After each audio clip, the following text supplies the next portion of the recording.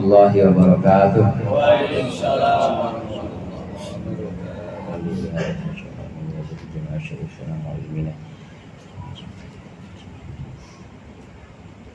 Al-Fatihah.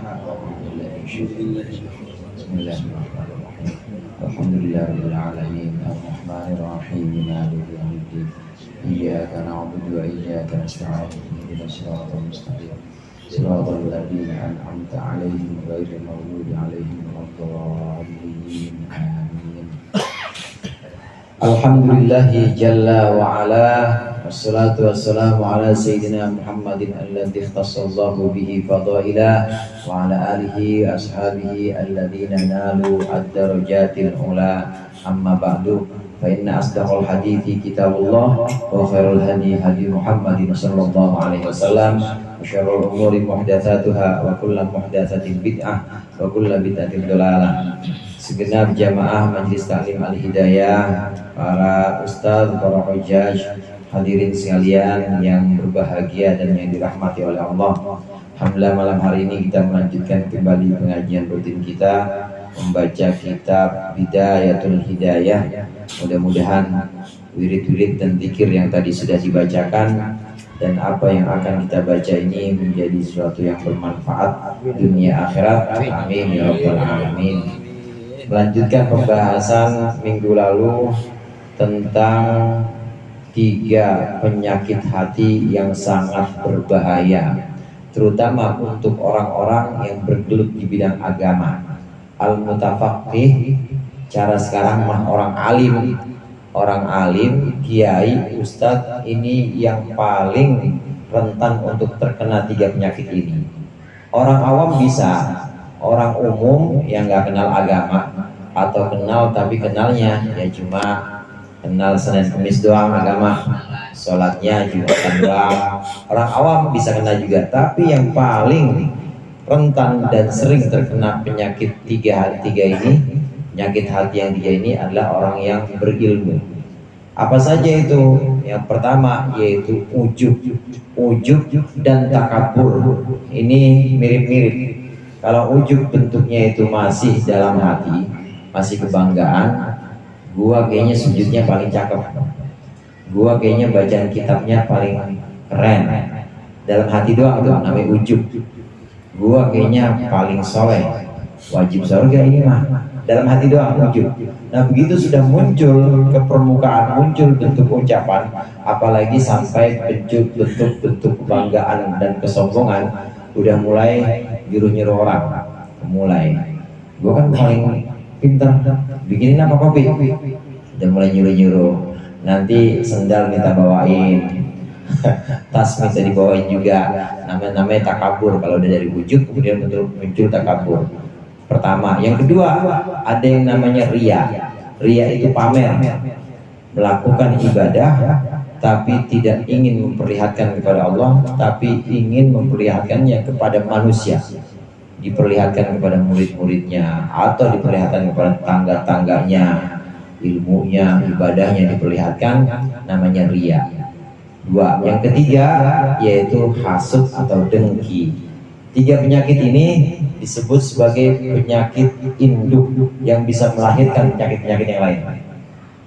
Ujub, hasud, dan ria.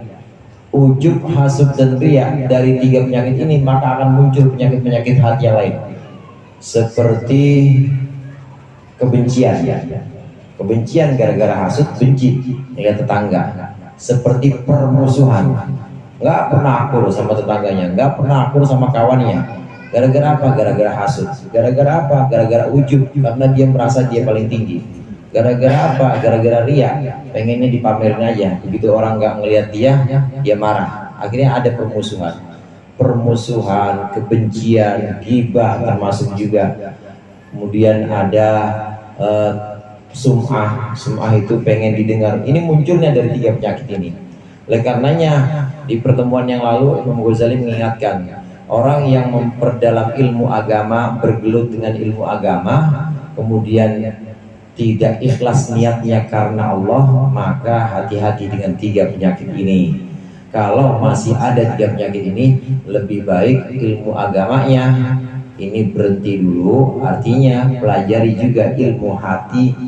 Jangan cuma pelajari tentang hafalan-hafalan Al-Quran, hafalan hadis, banyak hafalannya, banyak ceramahnya, segala macam diatur retorikanya. Jangan, tapi lebih baik pelajari ilmu hati, yaitu ilmu untuk menata hati kita supaya bebas dari 3 macam ini. Karena kalau dibiarkan terus, dibiarkan lupa, tidak belajar ilmu hati yang ada dalam kitab Hidayah, ilmu hati, lupa tidak belajar tentang bagaimana membenahi hati, maka akan kebablasan. Orang kalau jalan lurus, ini lurus ya lurus, tapi kalau jalannya dia mencong, kelihatannya sekarang mencongnya dikit doang, tapi begitu jalan terus lama-lama makin jauh. Yang harusnya pengen ke rumah Bang Thohir, gara-gara mencong dikit, akhirnya jauh jadinya. Jadinya kemana? Jadinya ke Tanjung Kait, ke Tanjung Pasir sama Tangerang. Nah, jadi orang harusnya lurus, mencong dikit doang. Karenanya kalau masih ada penyakit-penyakit hati, masih ada ria, masih ada dengki, masih ada ujub, ngerasa bangga dengan ilmu dan ibadahnya, maka barengi ilmu agama dengan belajar tentang ilmu hati. Adanya di sini di kitab Bidayatul Hidayah. Oleh karenanya dilanjutkan oleh Imam Ghazali pada perkataan yang berikut ini. Qala al-muallif rahimahullah wa nafa'ana bihi wa bi ulumihi fid dharain amin. Wa alam anna hadhihi al-khisal ats-tsalatsa min ummahati khaba'ithil qalbi. Ketahuilah bahwasannya penyakit-penyakit yang 3 ini min ummahati khaba'ithil qalbi, termasuk induk dari penyakit-penyakit hati. Walaha maghrasun wahidun, dan bagi 3 penyakit ini ada sumber yang satu. Asalnya atau sumbernya, penyebabnya cuma satu. Kenapa bisa dengki, bisa ujub, bisa riya? Sumbernya ya cuma satu. Apa itu? Wa huwa hubbud dunya, yaitu cinta dunia, saudara. Cinta dunia, hubbud dunia. Dunia itu ya duit, ATM, rekening, bansos, lagi. Itu dunia. Cuma bukan hanya itu, termasuk makanan, minuman, semua dunia juga, itu semuanya dunia. Bukan hanya itu, pakaian juga dunia. Pengen pakai yang cakep-cakep, termasuk juga kendaraan, dunia semuanya. Boleh nggak kita pakai itu semua? Boleh. Cuma jangan dijadikan itu sebagai kecintaan kita. Boleh dunia itu ada di tangan kita, boleh. Kita mau apa-apa aja ada di tangan kita, gampang kita mah. Kita mau apa-apa aja di tangan kita ada. Tapi jangan dunia itu dimasukkan ke dalam hati kita. Karena cinta itu letaknya di tangan apa di hati, Pak? Cinta letaknya di tangan apa di hati? Di hati. Kalau cinta dunia itu berarti meletakkan dunia ada dalam hatinya. Jangan. Terus bagaimana? Letakkan dunia di tangan kita aja. Maksudnya letakkan dunia di tangan kita aja. Begitu kita mau pakai, pengen kita gunakan, maka gunakanlah semestinya, gunakanlah seperlunya dan untuk akhirat. Jangan kemudian dimasukkan ke dalam hati sampai benar-benar gandrung atau cinta kepada dunia. Akhirnya hatinya penuhnya sama dunia semuanya. Ini yang menyebabkan muncul 3 penyakit hati. Karena cinta kepada dunia. Ada pakaian, ada kendaraan, makanan, minuman, kemudian uang, itu dunia semua. Dan ketahuilah bukan cuma yang barusan saya sebut.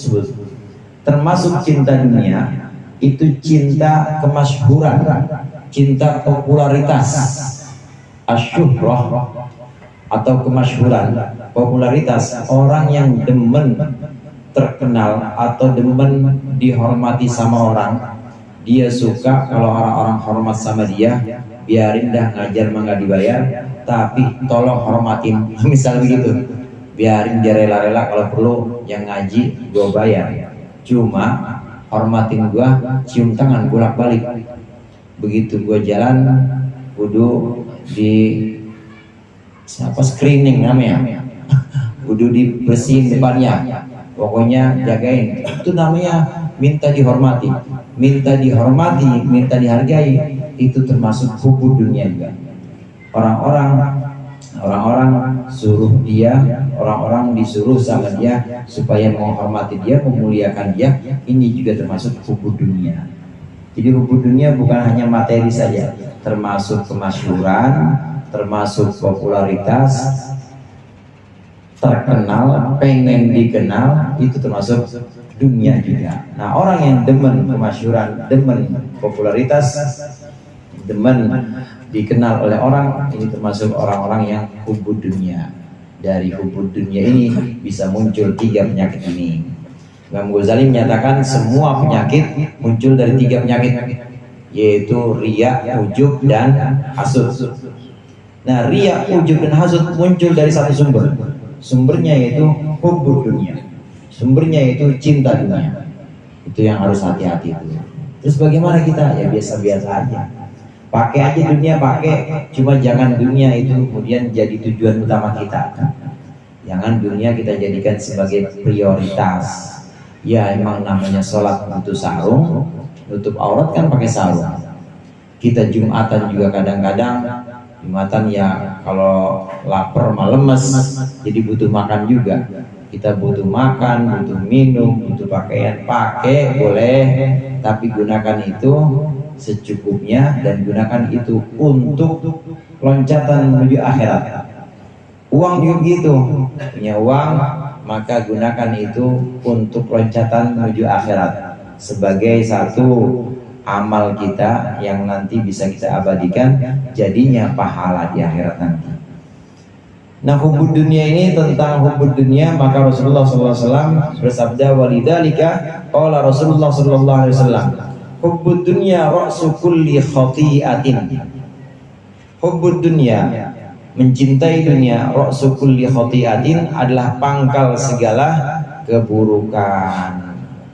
Hubbud dunya ra'su kulli khati'atin. Semuanya keburukan itu pangkalnya adalah cinta dunia. Ini ada yang mengatakan, ulama ada yang mengatakan ini bukan dari Rasulullah, tapi ini sebuah maqalah atau sebuah perkataan, dan ada juga yang mengatakan ini perkataan Nabi Isa alaihissalam. Hubbud dunya wa kulli khati'ah. Dulu Nabi Isa pernah jalan sama 3 orang, Pak. Jalan sama 2 orang. Nabi Isa pernah jalan sama 2 orang, sama orang yang ngaku muridnya. Dalam perjalanan itu memang sudah berbekal. Nabi Isa bekal 3 roti. Nah, kemudian 3 roti ini disimpan di tasnya Nabi Isa. Pada waktu tertentu Nabi Isa kemudian harus ke air, jadi pengen wudhu, mandi. Begitu pengen makan, ayo kita makan roti. Ternyata rotinya tinggal satu, rotinya tinggal 2. Nih buat kamu, nih buat saya. Yang satu mana? Nggak tahu saya, katanya. Nggak tahu saya. Roti yang satu benar kamu tahu? Nggak tahu. Nggak tahu dia. Nah, kemudian dilanjutkan perjalanan. Perjalanan itu dilanjutkan oleh Nabi Isa dan ini orang yang aku sebagai muridnya. Nah, singkat cerita, sampai pada satu kesempatan Nabi Isa menunjukkan mujizatnya. Ada batu, saudara, oleh Nabi Isa, kemudian dijadikan batu ini emas. Jadi emas bongkahan 3. Emas bongkahan 3. Ini 1 buat kamu, 1 buat saya, 1 lagi buat yang ngambil roti tadi. Oh, saya yang ngambil roti. Kata orang ini, saya yang ngambil roti tadi. Oh, ya udah buat kamu 2. Ini sekalian buat saya juga, yang punya saya buat kamu juga, kata Nabi Isa. Ambil ya, terus dia senang, ya dapat 3, menang banyak nih, dapat 3 emas bongkahan. Gara-gara cinta dunia, Nabi Isa akhirnya berpisah dengan ini orang yang ngaku muridnya. Nggak lama setelah Nabi Isa jauh dari muridnya ini, ada 2 orang rampok. Nah, 2 orang rampok ini kemudian mau merampas 3 emas ini. Kata, jangan, gini aja kita bagi rata. Kita bagi rata emas ini sarang 1, kata yang ngaku-ngaku jadi muridnya Nabi Isa. Kata orang yang cinta dunia ini, Ayo ngaku-ngaku. Ayo kita bagi emas ini sarang satu. Bongkahan ini kita bagi sarang satu. Cuman masing-masing mereka punya siasat. Gini aja, kita kan belum pada makan juga nih. Belum pada makan. Dah, coba ini satu dari kita ini ada yang pergi ke kampung beli makanan. Pergilah salah satu dari 3 orang ini, kemudian ini orang jahat semua udah 3 ini. 3 orang ini salah satunya pergi ke kampung, kemudian beli makanan. Dia beli makanan cuma 2 karena dia bilang saya udah makan di sana. Tapi 2 ini udah diracunin, saudara. Diracunin sama yang pergi kampung untuk cari makanan.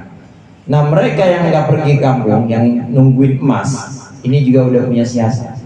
Ntar begitu dia datang, kita habisin aja. Nah, ada bagi-bagi 3, ini 3 kita bagi berdua aja. Orang dia dari tadi sendiri, kan kita emang rampok berdua dari dulu, udah kita habisin aja. Nah, begitu sampai di sana, bawa makanan, mau ngasih makanan, justru dihabisin sama orang ini. Habis ya dia ngebunuh muridnya Nabi Isa ini, kemudian makan. Akhirnya dua-duanya mati. Nah, setelah itu gak lama kejadian itu, ada emas 3 bongkah, ada mayat 3 orang, ada 3 mayat di situ, orang mati. Gak lama Nabi Isa lewat dengan sahabat-sahabat yang lain. Ini akibat dari cinta dunia, kata Nabi Isa. Nah, kemudian Nabi Isa bilang, hubbud dunya ra'su kulli khati'ah. Cinta dunia itu pangkal dari seluruh keburukan. Ada yang mengatakan ya ini adalah makalah atau perkataan dari Nabi Isa alaihissalam. Cinta dunia itu yang harus dihindari, dan karena sebabnya dari cinta dunia ini akan muncul penyakit-penyakit yang lain. Wa ma'ahada fad dunya mazru'atun lil akhirah. Dan karena itu maka dunia adalah ladang untuk akhirat. Faman akhadha minad dunya biqadri darurati, barang siapa yang mengambil dunia dengan ukuran semestinya, liyasta'ina biha, supaya dia mengambil pertolongan dengan dunia alal akhirati, untuk melaksanakan akhirat, fad dunya mazru'atuhu, maka dunia menjadi ladangnya. Waman arada dunya liyatana'ama biha, barang siapa yang mengambil dunia, menginginkan dunia untuk bernikmat-nikmat atau untuk mengambil keseluruhan dunia, fad dunya mahlakatuhu, maka dunia akan menjadi sumber kerusakannya. Oleh karenanya dunia ini harus kita waspadai. Dunia bisa jadi ladang akhirat. Ngajinya kita ini kan dunia semua. Orang mic pakai baterai sih, apa yang ada yang pakai baterai akhirat? Nah, di dunia juga ini. Apalagi kopi, apalagi yang lain-lain, kipas, semuanya dunia semua itu. Tapi boleh kita pakai, kita ambil secukupnya untuk bekal menjalankan akhirat. Ya baterai, ya kipas, ya karpet, kopi, semuanya itu yang bagian dari dunia, ambil secukupnya untuk bekal akhirat boleh. Yang seperti ini maka menjadikan dunia sebagai ladang akhirat, mazru'atul akhirah, ladang akhirat. Ada ladang, tapi juga ada bencana. Orang yang mengumpulkan dunia bukan untuk perbekalan akhirat, maka dia seperti menciptakan dunia itu, mengumpulkan dunia itu justru untuk kerusakannya, bukan untuk akhirat, tapi dikumpulkan hanya buat enak-enakan aja. Yang ngopi mengopi ya pakai AC atau pakai kipas, makan memakan, tapi buru-buru baca doa, buru-buru dia waktu makan ingat sama Allah, nggak ingat sama sekali, maka dia cuma enak-enakan atau mengambil dunia sebanyak-banyaknya, tapi tidak digunakan untuk batu loncatan menuju akhirat, tidak digunakan untuk ladang akhirat. Atas dasar ini maka Rasulullah SAW mengajarkan kita semua yang ada di dunia dan sifatnya ini boleh atau mubah, maka bisa kita jadikan akhirat. Caranya sebut nama Allah. Sebut nama Allah dalam segala apapun itu. Asal jangan perkara-perkara yang haram. Gak boleh perkara yang haram pakai bismillah. Tapi kalau yang mubah, meskipun bukan ibadah, pakai bismillah, jadi itu akhirat. Cara gampangnya adalah dengan menyebutkan nama Allah. Naik motor pakai pertalit ya. Kalau saya mau udah nggak pakai pertalit, udah listrik. Naik motor misalnya, itu kan dunia semuanya. Tapi kalau pakai bismillahirrahmanirrahim, maka perjalanannya itu jadi akhirat juga. Minum juga begitu. Minum pakai bismillahirrahmanirrahim, jadi akhirat. Air yang harusnya sampai ke tenggorokan kita, kemudian ke perut, kan harusnya ya cuma jadi kencing aja nanti. Atau selain jadi kencing, mungkin bisa bikin badan kita segar, badan kita jadi enakan habis minum. Nah selesai itu, selesai enakan, ya udah ntar waktunya aus lagi aja, ampasnya jadi kencing. Kalau nggak baca bismillah, sekedar itu aja. Tapi kalau baca bismillahirrahmanirrahim, waktu minumnya itu ada yang jadi akhirat di sana. Minumnya kita itu jadi minum ibadah. Jadi ada nilainya, ada nilai pahala, nilai ibadah dalam minum kita. Cuma dengan cara menyebutkan bismillahirrahmanirrahim. Ini merupakan pendongkrak. Nabi Muhammad SAW ini mengajarkan kita untuk mengupgrade, menaikkan nilai-nilai yang tadinya nilai dunia itu kemudian bisa kita upgrade jadi nilai akhirat. Caranya dengan menyebutkan nama Allah, bismillahirrahmanirrahim. Anak misalnya, saudara, dalam satu riwayat Rasulullah SAW menyebutkan suami dan istri ketika dia melakukan hubungan dan dia memulainya dengan asma Allah, dengan nama Allah, bismillahirrahmanirrahim, pakai doanya, maka selamanya anak itu nggak akan digoda oleh setan. Nggak bakal anak itu digoda oleh setan. Dan selamanya anak itu jadi jariyah atau jadi anak yang nanti bisa untuk melanggengkan pahala bismillahnya. Kenapa? Anak bismillah itu. Jadi selama anak itu masih hidup, maka itu akan menjadi jariyah untuk orang tuanya. Itu dari bikin anaknya tuh Pak. Kemarin bikin pada baca bismillah enggak? Harus begitu. Makanya oleh Rasulullah semua hal-hal yang kira-kira mubah dan itu kelihatannya dunia, ini bisa dijadikan akhirat dengan cara mengucapkan asma Allah, bismillahirrahmanirrahim. Ada juga doa-doa khusus ya, kalau khusus untuk ke kamar kecil atau tempat-tempat yang kotor ya pakai bismillah, pakai inni a'udzubika minal khubuthi, biasanya pakai a'udzubika minal khubuthi wal khaba'ith. Nanti kalau selesai dari satu pekerjaan biasanya pakai alhamdulillah, alhamdulillahilladzi ahyana, alhamdulillahilladzi at'amana, itu pakai alhamdulillah. Dua itu aja yang penting Pak, yang paling gampang dengan dua itu aja. Begitu mulai pakai bismillah, begitu selesai pakai alhamdulillah. Ujung sama pangkalnya udah ditutup, udah ada simpulnya. Kita simpul, awalnya pangkalnya pakai bismillah, akhirnya pakai alhamdulillah. Insya Allah jadi akhirat semuanya itu.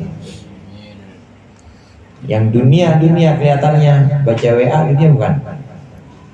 Begitu buka bismillahirrahmanirrahim, balasin, kirim send, alhamdulillahirabbil alamin, jadi akhirat itu.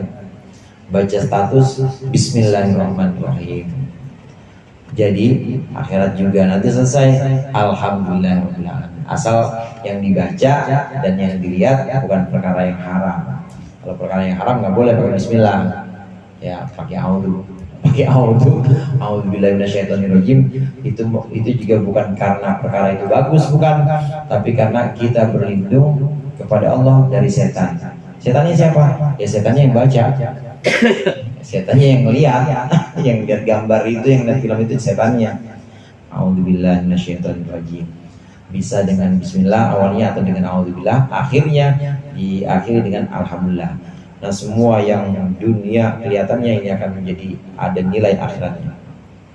Seluruhnya dunia itu hadirin seluruhnya dijauhkan dari rahmat Allah. Dunia itu sangat Allah benci. Sejak Allah menciptakan dunia, Allah tidak pernah melihat dunia, karena Allah sangat murka dengan dunia. Dan dunia itu sengaja Allah ciptakan untuk musuh-musuh Allah. Nah, sedangkan kasih Allah nggak dikasih dunia. Jadi dunia bagaimana sifatnya? Sifatnya dunia ini dijauhkan dari kasih sayang Allah atau dilaknat istilahnya. Mal'un. Ad-dunya mal'unun, al-dunya mal'unatun, mal'unun ma fiha, kata Rasulullah. Dunia itu dilaknat, dijauhkan dari sayangnya Allah. Dan juga seluruhnya yang ada di dunia dijauhkan dari sayangnya Allah. Illa aliman au muta'alliman au dzakiran lillah au dzikran lillah. Semuanya di dunia ini dan dunia itu sendiri semuanya dijauhkan dari kasih sayang Allah kecuali 3. Yang pertama yaitu orang berilmu, yang kedua orang yang belajar ilmu kayak kita semua ini, kemudian yang ketiga orang yang berzikir. Selama ada hubungannya dengan ilmu, dengan zikir, maka itu bukan termasuk yang dilaknat. Kelihatannya kalau kumpul-kumpul bendahara yang dikumpulin daun apa duit, Bang Heru? Duit ya? Dunia kan? Dunia. Tapi karena ada hubungannya dengan pengajian, insya Allah itu termasuk bukan termasuk yang dilaknatin. Itu termasuk yang dapat rahmat Allah nanti. Yang hubungannya dengan zikir juga begitu. Cetak Yasin, cetak buku Yasin, itu kan kelihatannya dunia, pencetakan, kemudian disebarkan atau ada biaya cetaknya juga, kan dunia semuanya. Tapi kalau memang niatnya adalah untuk mengingatkan kita kepada Allah, maka itu jadi bagian dunia, cuma dunia yang tidak dilaknat, yang tidak dijauhkan dari rahmat Allah. Yang penting ada kaitannya dengan ilmu, ada kaitannya dengan zikir, ada kaitannya dengan baca Al-Quran, maka itu jadi dunia yang dapat rahmat Allah. Kata-kata semuanya dilaknat itu ada pengecualian. Jadi kata-kata dalam setiap kata-kata yang sifatnya umum itu pasti ada pengecualian. Yang dikecualikan di sini adalah yang ada hubungannya dengan ilmu, yang ada hubungannya dengan zikir, baca Al-Quran, maka termasuk dunia yang tidak dilaknati. Fadunya mahlakatun. Fahadihi nubdatun bisiratin. Fahadihi nubdatun yasiratun min dhahiri ilmi taqwa wa huwa bidayatul hidayah. Wallahu a'lam bishawab. Mudah-mudahan bermanfaat. Dikurangi mohon maaf. Allahul muwaffiq ila aqwamit thoriq. Assalamualaikum warahmatullahi wabarakatuh. Waalaikumsalam.